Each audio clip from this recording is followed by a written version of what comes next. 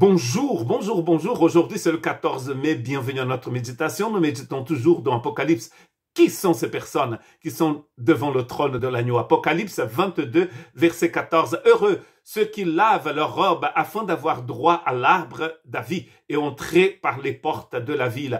L'arbre de vie, nous avons perdu l'accès à cet arbre dans le livre de Genèse, quand le péché est rentré dans le monde. Ici, dans Apocalypse, nous allons retrouver l'arbre de vie, la vie éternelle. Jésus, dans Jean 14, dit « Je suis la vie éternelle ». Pour avoir accès à cette vie éternelle, nous avons besoin d'être lavés par le sang de l'agneau. Dans le chapitre 7, nous allons trouver ces mêmes personnes qui ont accès à l'arbre de vie et ils sont devant le trône et ils chantent.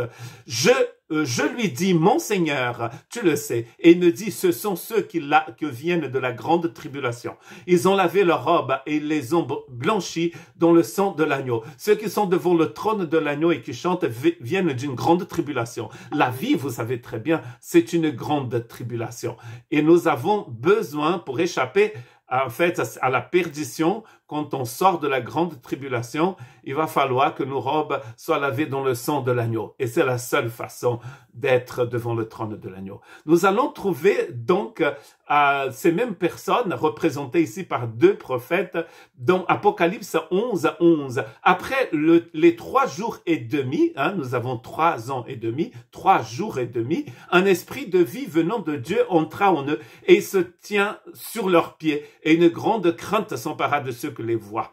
Certains pensent que ces 2 témoins, ce sont les 24 anciens. Ce sont aussi les 144 000 personnes qui sont devant le trône de l'agneau. Comme pour le temps, les semaines, les années, les jours, il y a semaines, années et jours dans l'Apocalypse, que, à mon avis, ça représente la même chose. On voit cette période dans laquelle on persécute les témoins, on persécute les 144 000. Et d'ailleurs, certains vont être martyrisés même. Mais là, ils sont debout. Dans le chapitre 7, ils sont debout devant le trône de l'agneau. Et là aussi, ils sont debout devant des gens qui les persécutent. Le souffle de Dieu rentre en eux. Le souffle de Dieu, nous dit un texte. L'esprit de vie rentre en eux. Nous sommes remplis de la vie éternelle. Nous avons lavé notre robe dans le sang de l'agneau. Et voilà pourquoi nous pouvons être debout.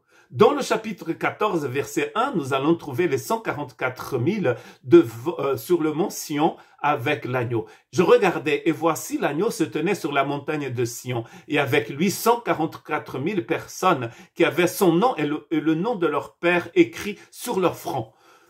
Vous avez peut-être entendu parler de la marque de la bête d'Apocalypse chapitre 13, c'est très connu. On dit, oh, la bête c'est ceci, la bête c'est cela. Peut-être vous savez pas ce que c'est que la bête, mais en tout cas, on peut comprendre ce que c'est que la marque en l'opposant au sceau de l'agneau, du chapitre 7 et du chapitre 14. Dans le chapitre 7 d'Apocalypse, seulement ceux qui ont le sceau de l'agneau vont être devant le trône de l'agneau. En fait, ce sont les mêmes personnes qui sortent de la grande tribulation et qui ont leur robe lavée par le sang de l'agneau, c'est les mêmes personnes. Et ce 144 000 maintenant sont sur le mont Sion avec l'agneau.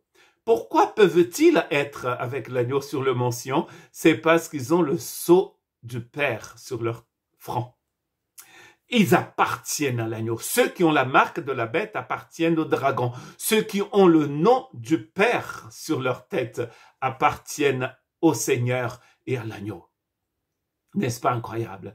Et même quand on les persécute, d'ailleurs dans le chapitre 13, beaucoup d'entre ces serviteurs vont être martyrisés, comme c'est le cas depuis toujours. Depuis qu'on a tué Jacques en 44 après Jésus-Christ à Jérusalem. On a persécuté, Paul lui-même a tué beaucoup de personnes, des femmes, des enfants, des hommes. Ces gens ont perdu leur vie, mais leur nom sont écrits dans le livre de vie de l'agneau et leurs robes ont été lavées dans le sang de l'agneau. Ils sont remplis de la vie éternelle. Ils ont accès à l'arbre de vie. Maintenant, ils sont très, très bien. Si la robe de quelqu'un n'est pas lavée dans le sang de l'agneau, il n'y a pas d'accès ni au trône, ni à l'arbre de vie et on ne peut pas être sur la montagne du Seigneur avec lui. Que Dieu vous bénisse.